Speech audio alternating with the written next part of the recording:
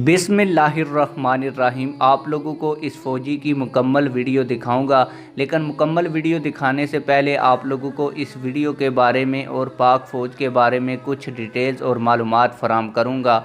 आप लोगों ने कहीं पे भी ऐसी वीडियो नहीं देखी होगी जिसमें फ़ौजी फ़ौज की वर्दी पहने हुए हो और फ़ौज की गाड़ी के ऊपर खड़ा हो और किसी भी सियासी या मजहबी पार्टी के नारे लगा रहा हो।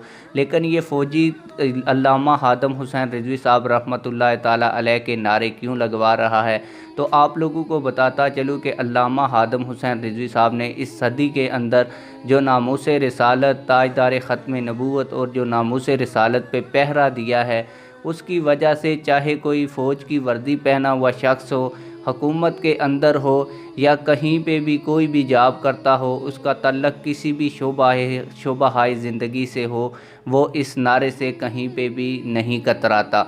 आप लोगों को वो मुकम्मल वीडियो दिखाऊंगा, लेकिन मुकम्मल वीडियो क्लिप दिखाने से पहले आप लोगों से एक छोटी सी रिक्वेस्ट है। अगर आपने अभी तक हमारे चैनल को सब्सक्राइब नहीं किया तो जल्दी से चैनल को सब्सक्राइब कर दें और वीडियो को लाइक कर दें। आप लोगों के दरमियान ज़्यादा देर हायल नहीं रहूँगा और आप लोगों को असल वीडियो दिखाऊँगा। आइए असल वीडियो देखते हैं।